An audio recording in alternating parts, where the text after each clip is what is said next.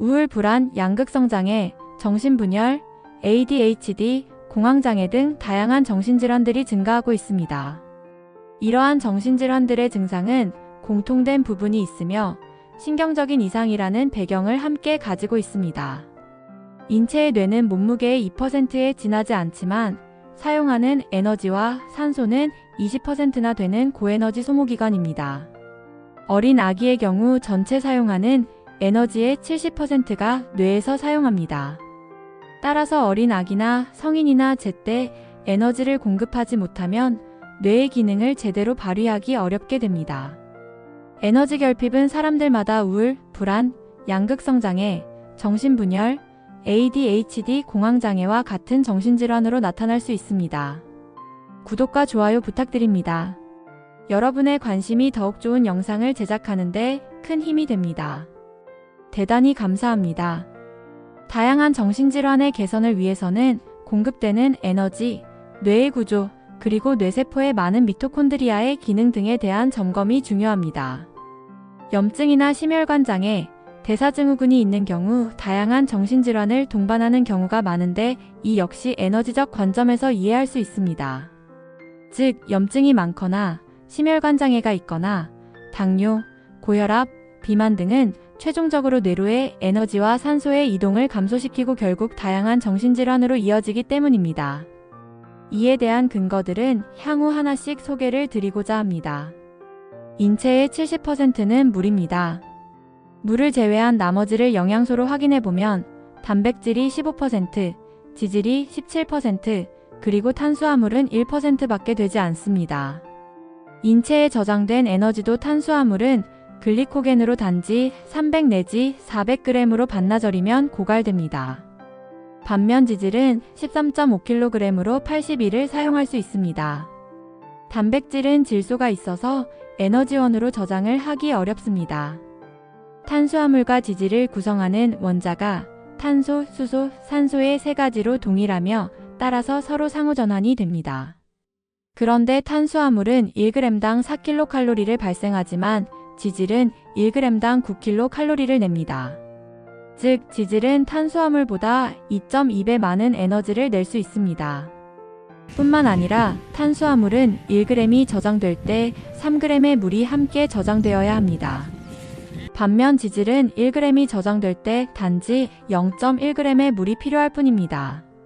이것은 탄수화물에 비해 지질의 에너지 저장 효율이 5배 내지 6배가 높다는 것을 의미합니다.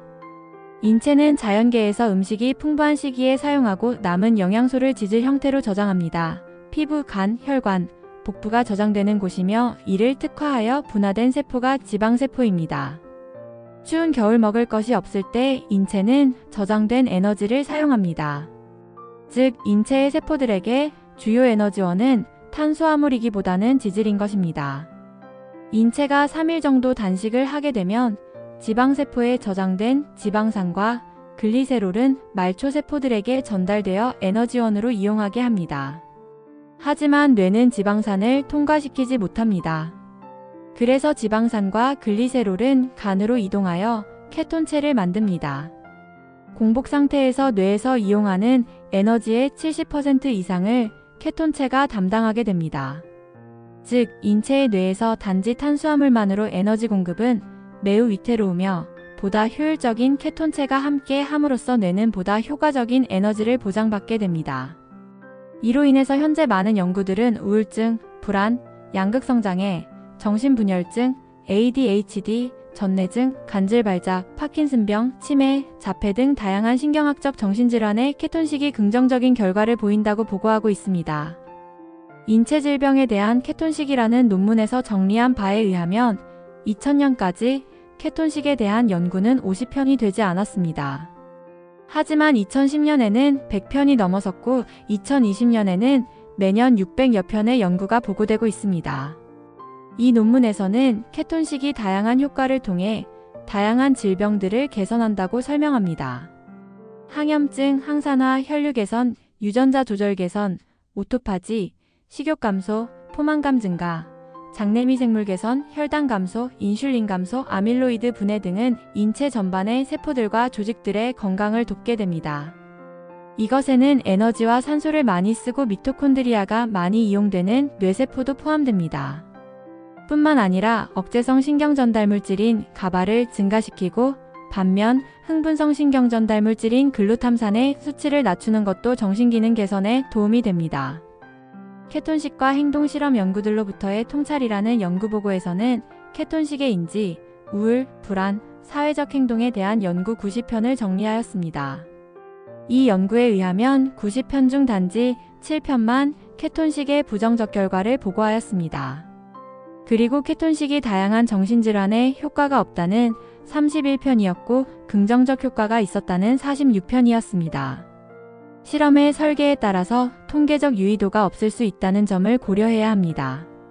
예를 들어 남성과 여성을 함께 포함하여 분석하면 통계적 유의도가 낮지만 분리하여 통계를 분석하면 유의하게 나올 수 있습니다. 양극성 장애에서 케톤식에 대한 파일럿 연구 임상, 대사체 및 자기공명분광법 결과라는 논문에서는 27명을 대상으로 6주에서 8주 케톤식을 한 결과를 보고하고 있습니다. 분석 결과 기분, 에너지, 충동성, 불안이 케톤체가 증가할수록 개선되고 있었습니다.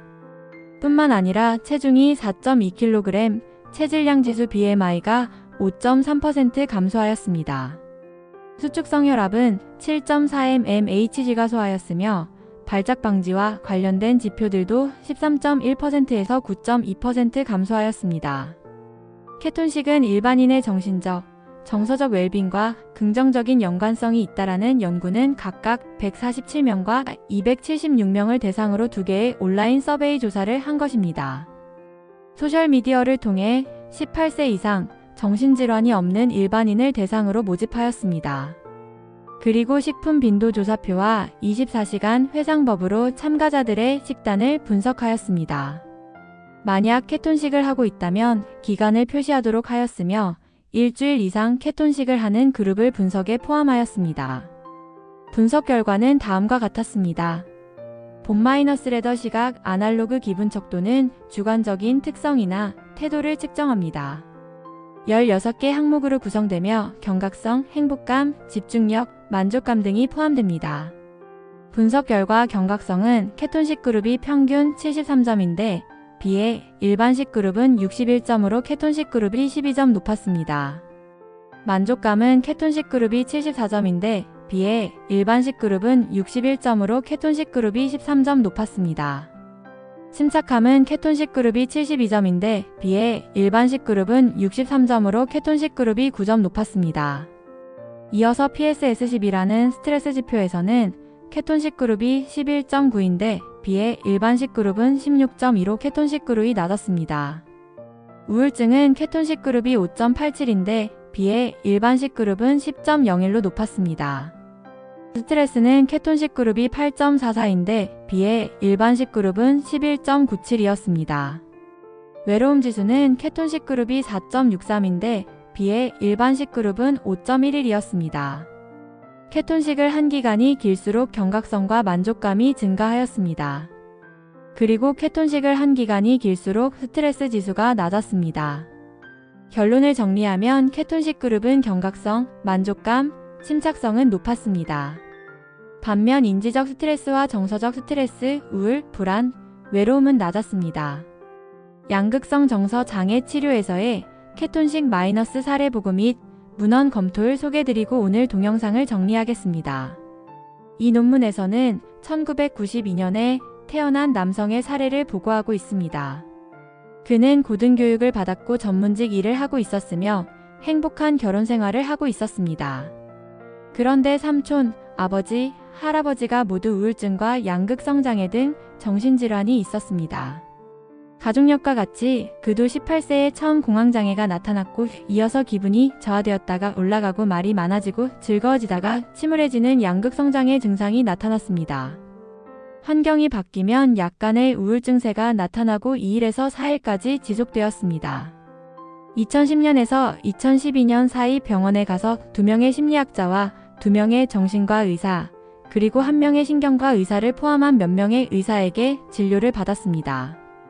그리고 선택적 세로토닌, 재흡수 억제제인 SSRI, 시탈로프람을 하루 20mg씩 먹었습니다. 하지만 그의 상황은 더욱 악화가 될 뿐이었습니다. 약은 기분을 개선하지 못하였고 약의 부작용으로 집중력 장애, 무관심, 졸음, 불안이 심해졌습니다. 2013년에서 2016년 사이 4년 동안 다양한 약물들을 복합 처방받았고 일시적으로 개선되었으나 다시 재발을 막지는 못하였습니다. 환자는 인터넷을 통해 그의 질환에 대해 정보를 찾던 중 케톤식에 대한 기사를 읽게 되었고 스스로 탄수화물을 제한하였습니다. 그리고 영양학자에게 조언을 구하였습니다.